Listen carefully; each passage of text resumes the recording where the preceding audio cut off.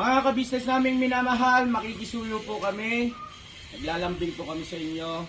Kung maaari po sana ay pakisuportahan natin Analisa Reality Vlog. Analisa Reality Vlog. Hello mga kababayan, kumusta po kayo? Good morning. Sandaling reaction lang po ang gagawin ko ngayon. Madaling araw na po dito, tatapos lang ulit ng aking trabaho. Maraming salamat sa patuloy na suporta, mga bagong pasok po sa aking YouTube channel. Welcome po. Salamat sa inyo, mga commentators, naglalike at saka nag-share. Salamat po.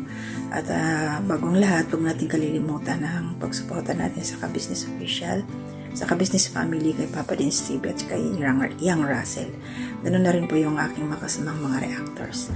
At shoutout Ate Marilyn, ingat po. Ngayon, sabi ko nga kanina, quick reaction lang po ito.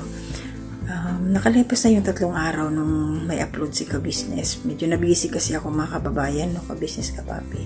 Ngayon ko lang po itong mabibigyan ng aking personal reaction, opinion po.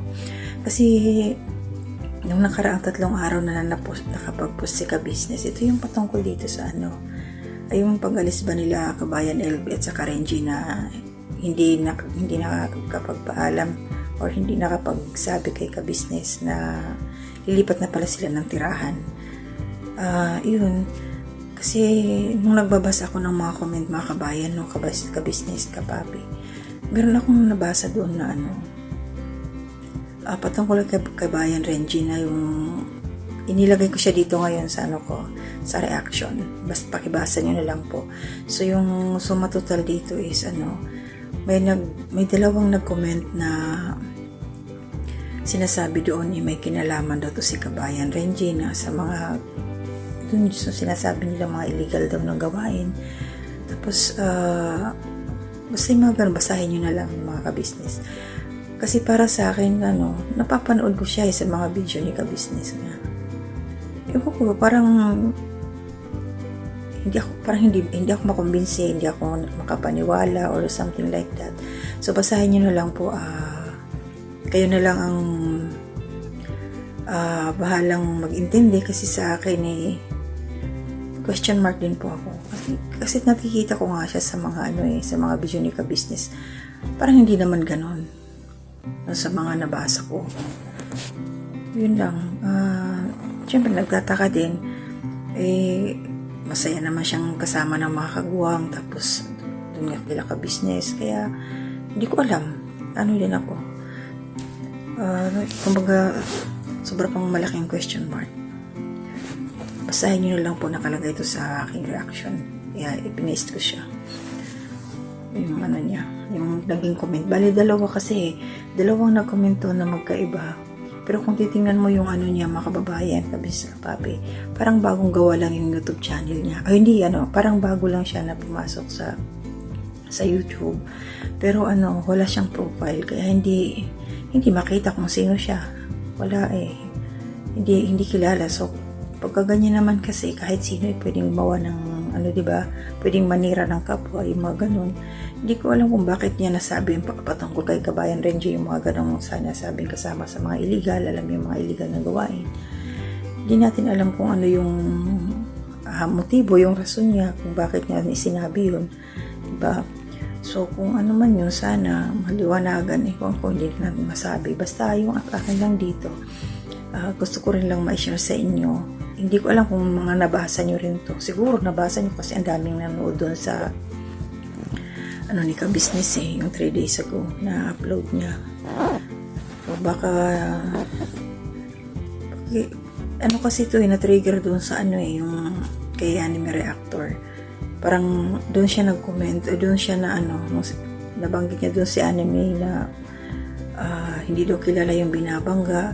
Hindi naman nakipagbanggaan si Anime. Lang naman yung naging reaction namin dati, yung tungkol doon sa hindi nakapagpaalam, nawala yung respeto, nakalimutan kung saan sila nanggaling, sila Kabayan Renji. Yun lang naman yun. Tapos nagulat kami, may ganong comment ba na kumbaga sa atin pa outside the Colombo, outside the topic. So, hindi natin alam yan. Kung sinisiraan lang si Kabayan Renji or hindi natin alam. Kaya isinare ko lang to sa inyo para kayo na bahala mag-intindi, kayo na yung bahala. Tulungan niyo ako mag-isip. Sabihin ganun niya. Kasi hindi natin kilala yung nag-comment na to. Bakit parang alam niya lahat yung patungkol kay Kabayan Renji. Diba? So, sabi nga niya, kaya hindi nakapag-abroad kasi nag-positive, kaya hindi nakaalis ulit. Mga ganun. So, pag-pray na lang natin kung ano man to. Hindi ako kumbinsido eh. Hindi ako kumbinsido. Kasi nakikita ko siya sa mga video, parang hindi naman siya ganun na gagawa na hindi maganda. Diba? So, yun lang mga kababayan, ka-business, ka-puppet, saka kalingap. Nandito itong mababasa ninyo kasi ko to. Nakalagay na siya dito sa aking background. So, galaw-galaw ang aking ngayon. Pasensya na. Hinahawakan ko lang po ito. So, maraming salamat sa patuloy na suporta ninyo mga kababayan, no? Ingat-ingat po tayo palagi. Laging magdadasal kung saan tayo pupunta para safe palagi. At yun, sa susunod po rin aking mga reaction video. Inaantok na ako mga ka-business. So, maraming salamat po. Pasensya na. So, hanggang dito na muna. Mga ka-business naming minamahal, makikisuyo po kami. Naglalambing po kami sa inyo. Kung maaari po sana ay pakisuportahan natin Taong Gala. Pakisuportahan po natin Taong Gala. Analisa Reality Vlog. Analisa Reality Vlog. Anime Reactors TV. Anime Reactors TV. Alminda Cariaga Mix Vlog. Almenda Cariaga Mix Vlog. Ma'am Fleurs Channel. Ma'am Fleurs Channel. Denshock TV. Denshock TV. PLC Katangay Vlog. PLC Katangay Vlogs. Kalingap Turak. Kalingap Turak. Alright? Alright. Bira. Bira. May notebook pa talaga. Ang galing.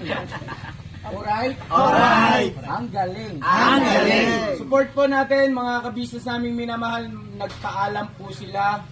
At ayan, mga reactors po yung karamihan dyan. At ito naman sa Denshock TV ay solid ka-business po yan na nasa abroad. At sponsor din po natin. No? Thank you so much po. God bless sa ating lahat.